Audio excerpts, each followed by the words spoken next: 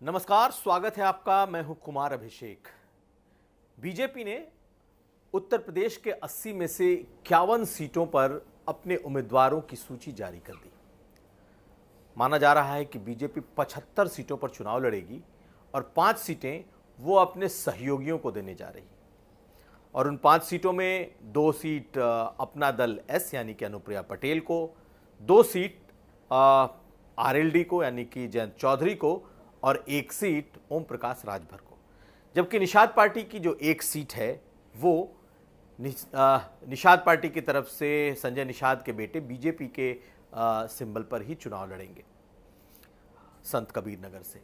तो कुल मिलाकर के इस वक्त बीजेपी ने 75 में से 51 सीटों पर अपने प्रत्याशियों का ऐलान किया है और उस 51 में से 4 सीटें ऐसी हैं जहां पर नए उम्मीदवार, नए चेहरे दिखाई दिए हैं। इन 4 सीटों में 3 सीट ऐसी है जो कि बीजेपी जो कि पिछली बार बीजेपी हारी थी, या यूं कहें कि जो बीएसपी के पास जो सीटें थी उन 3 सीटों पर बीजेपी ने अपने कैंडिडेट दिए हैं। जबकि 1 सीट पर बीजेपी ने अपना प्रत्याशी बदला है इन 51 में, और वो है श्रावस्ती की सीट, जहां से नृपेंद्र मिश्र के बेटे साकेत मिश्र को मैदान में उतारा गया है। जिन लोगों के नए नाम हैं उनके भी सुन लीजिए। इन 4 उम्मीदवारों में से एक नाम कृपाशंकर सिंह का है, और कृपाशंकर सिंह कांग्रेस के कभी बड़े नेता हुआ करते थे महाराष्ट्र में, महाराष्ट्र के गृह राज्य मंत्री हुआ करते थे। लेकिन कुछ साल पहले उन्होंने भाजपा का दामन थामा था और एक सरप्राइज कैंडिडेट के तौर पर जौनपुर से उनका नामांकन होगा, उनको टिकट दिया गया है। बहुत सारे लोगों को उम्मीद ये नहीं थी, हालांकि कई लोग, अभिषेक सिंह जैसे लोग लगातार सक्रिय थे, धनंजय सिंह का नाम चल रहा था, लेकिन कृपाशंकर सिंह को दिया गया।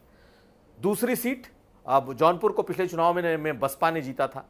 दूसरी सीट अंबेडकर नगर की है, और अंबेडकर नगर में बीजेपी ने हाल ही में बीएसपी से आए रितेश पांडे को अपना उम्मीदवार बनाया है।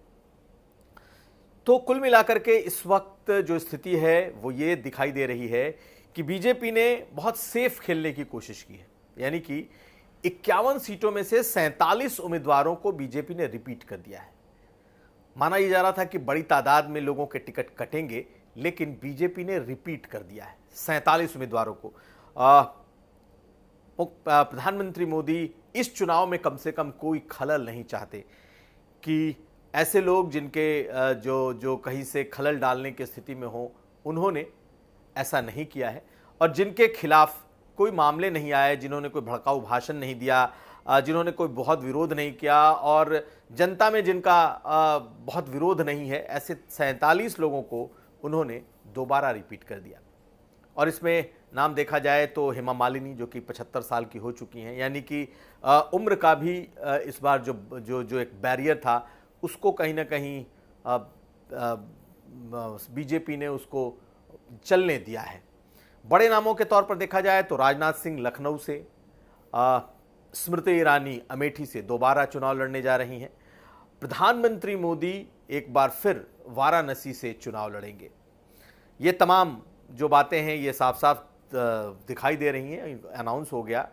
रवि किशन गोरखपुर से चुनाव होंगे, टीवी स्टार हैं, भोजपुरी फिल्म स्टार हैं। इसके अलावा निरहुआ आजमगढ़ से चुनाव लड़ेंगे, उनके भी नाम का ऐलान हो गया। साध्वी निरंजन ज्योति और साथ साथ साक्षी महाराज, ये 2 ऐसे नाम जो कि भगवाधारी हैं, और इनको दोबारा से बीजेपी ने उनके पुराने स्थानों से ही रिपीट कर दिया है। लेकिन एक बड़ी बात यह है कि अभी भी 24 उम्मीदवारों का ऐलान होना बाकी है, और बहुत अहम है कि कई ऐसे इसमें से बड़े नाम हैं जिन पर यह तलवार लटक रही है कि क्या उन्हें टिकट मिलेगा या नहीं मिलेगा। 5 सालों तक लगातार सरकार की नीतियों पर सवाल उठा रहे वरुण गांधी की सीट पीलीभीत भी होल्ड की गई है, यानी कि उस पर भी ऐलान नहीं हुआ। तो क्या होगा वरुण गांधी का बड़ा सवाल है। मेनका गांधी सुल्तानपुर से, हालांकि अपने क्षेत्र में सबसे ज्यादा आने वालों में उनका नाम है, उनकी सीट अभी रोकी गई है। इसी तरीके से इन 2 सीटों के अलावा अगर आप देखें तो कानपुर, बरेली, इस तरह की सीटें भी होल्ड की गई हैं। ब्रजभूषण शरण सिंह जो कि कैसरगंज से सांसद हैं, उनके भी नाम का ऐलान रोका गया है। तो क्या बीजेपी कुछ नया सोच रही है? इसके अलावा देखें तो स्वामी प्रसाद मौर्य की बेटी संघमित्रा मौर्य जो कि बदायूं से सांसद हैं, उनके नाम को भी रोका गया है, होल्ड पर की गई है वो सीट भी। तो क्या ये तमाम जो सीटें हैं, कुल 24 ऐसी सीटें हैं जो इस वक्त होल्ड पर हैं, यानी कि उनके नामों का ऐलान आने वाले दिनों में होगा। एक बात जो विशेषज्ञ हैं, जो राजनीतिक पंडित हैं, उनका कहना है कि बड़ी आसानी से जिन सीटों पर बीजेपी को अपने उम्मीदवार नहीं बदलने थे, वहां उन्होंने एक बार में उनका ऐलान कर दिया, यानी कि 47 सीटें बीजेपी ने ऐलान कर दिया। लेकिन क्या 47 सीटें नहीं, 51 सीटें, 4 उसमें नए चेहरे भी हैं, लेकिन क्या बाकी 24 सीटों पर बीजेपी अपना उम्मीदवार बदलने जा रही है? तो इसमें तकरीबन 14 सीटें ऐसी हैं जो बीजेपी पिछली बार हारी थी और उसमें हो सकता है कि नए कैंडिडेट्स बीजेपी इस चुनाव में दे, इसलिए। और बाकी तकरीबन 10 सीटें ऐसी हैं जिसे लगता है कि बीजेपी या तो बदल देगी या फिर किसी कड़े वार्निंग के साथ रिपीट कर सकती है। अब ऐसे में जिनका अधर में लटका है वो वरुण गांधी हैं, वो मेनका गांधी हैं, वो कई ऐसे नाम हैं जिनके कह सकते हैं कि जिनके बारे में अभी बीजेपी ने तय नहीं किया है। लेकिन इस 51 सीटों के ऐलान में बीजेपी ने सामाजिक समीकरण साधने की पूरी कोशिश की है। पिछड़ों और दलितों की भरमार है। इस 51 सीटों में 21 पिछड़ी बिरादरी से हैं और उस पिछड़ी बिरादरी में सबसे ज्यादा 4 कुर्मी और 4 लोधी बिरादरी के हैं। दो उसमें से 3 उसमें देखा जाए तो जाट हैं, 2 गुजर हैं, 1 कुशवाहा है, इसी तरीके से गुप्ता हैं, सैनी हैं, कश्यप हैं। कुल मिलाकर इनकी संख्या 21 है, जबकि 12 शेड्यूल्ड कास्ट के उम्मीदवार हैं और 51 में 10 ब्राह्मण और 7 ठाकुर हैं। तो कुल मिलाकर के ये देखा जाए तो बीजेपी ने अभी ढेरों सीटों का ऐलान नहीं किया है और उसमें जो अहम सीटें हैं उसमें रायबरेली, बीजेपी रायबरेली से किसे चुनाव लड़ाती है बड़ा अहम होगा क्योंकि उनका फोकस इस बार रायबरेली है। प्रयागराज में बीजेपी किसे टिकट देती है ये भी इस बार देखने वाली बात होगी। कानपुर, बरेली, इस तरह की जो सीटें हैं, गाजियाबाद, मेरठ, इस तरह की जो सीटें हैं ये इस वक्त रोकी गई हैं। अब नज़र इस बात पर ज़रूर होगी कि आखिर इन 24 सीटों को रोकने के पीछे की वजह क्या है, लेकिन 24 में 10 से 11 सीटें ही ऐसी हैं जिस पर कि सवाल बने हुए हैं क्योंकि बाकी सीटें विपक्ष की जीती हुई सीट है और बीजेपी उन सीटों पर नए उम्मीदवार उतारने की कोशिश कर रही है। यानी कि 10-12 ऐसे और लोग हैं जिनके टिकट बीजेपी या तो काट सकती है या फिर उनके बदले किसी और को टिकट दिया जा सकता है।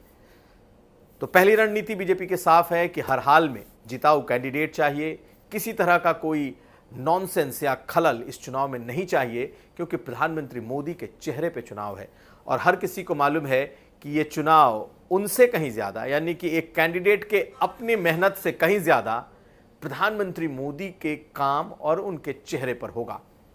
ऐसे में बीजेपी ने उत्तर प्रदेश में जो 80 में 80 जीतने का टारगेट रखा है, क्या बीजेपी इसे पूरा कर पाएगी या बीजेपी क्या अपना पुराना रिकॉर्ड यानी कि 73 सीटों का जो जीतने का रिकॉर्ड था 2014 में अपने सहयोगियों के साथ, क्या बीजेपी उसे दोहरा पाएगी? ये भी एक बड़ा सवाल है।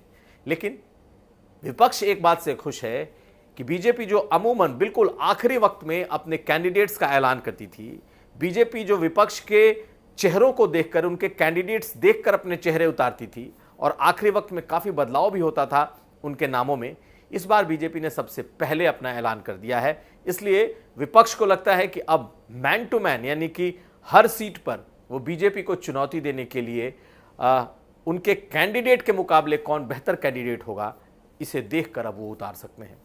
तो खैर दोनों खेमा खुश है कि उनके लिए ये स्थिति बहुत सुखद और मुफीद है। अब देखना यह है कि क्या सचमुच बीजेपी अपने जिस दावे को लेकर चल रही है 80 में 80 कहां तक पहुंचती है। चुनाव आज तक के लिए कुमार अभिषेक।